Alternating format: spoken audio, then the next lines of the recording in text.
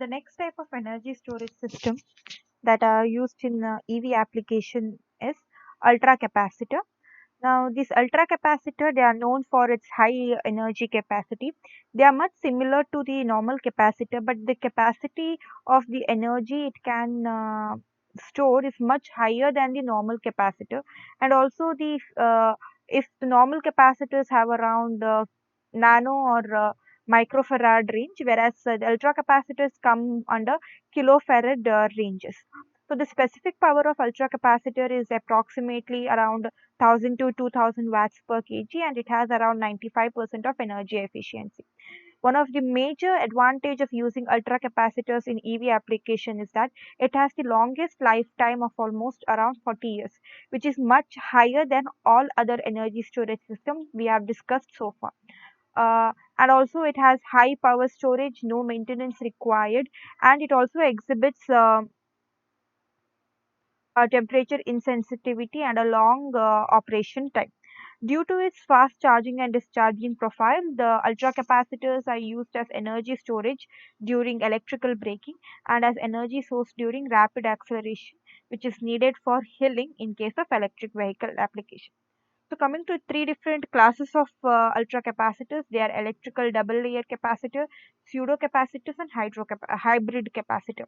So coming to EDLC, they have very high power density than any other capacitor, but it has very low specific energy, around 5 to 7 watt hour per kg, and high self discharge and high cost. Now, because of this reason, normally EDLC is combined with other energy storage system in under hybridization of energy storage system.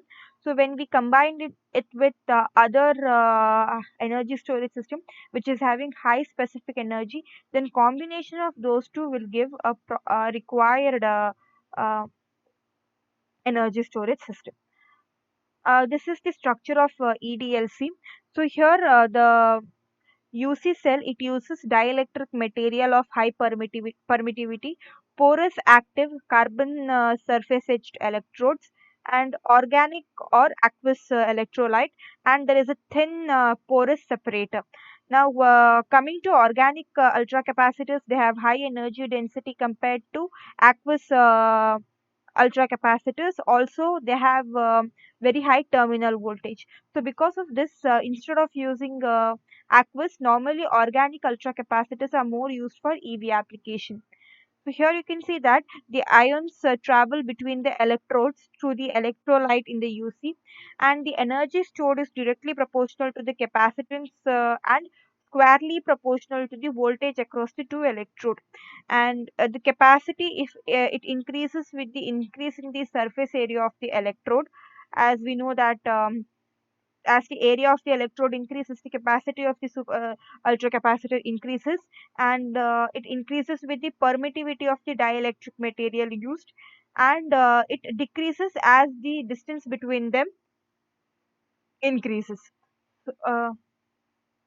So, coming to ultra capacitor configuration, we have two types. One is symmetrical and other one is asymmetrical. In symmetrical, both the electrodes are of same material, whereas in unsymmetrical or asymmetrical, the electrodes are of different material. So lead carbon capacitor is an example of asymmetric ultra capacitor. We have carbon nanotube UC technology, which is having a highest power density of around 100 kilowatt per kg, and it also has high power capacity with an energy density of around 60 watt per kg.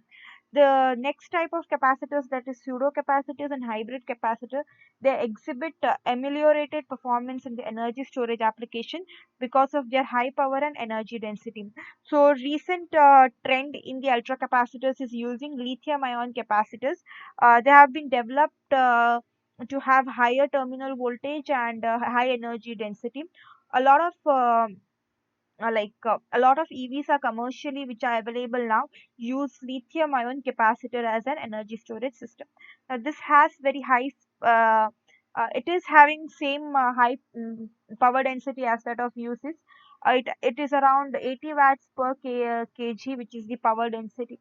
Because of these reason, instead of lithium ion batteries which are highly corrosive in nature and highly where the maintenance is not that favorable.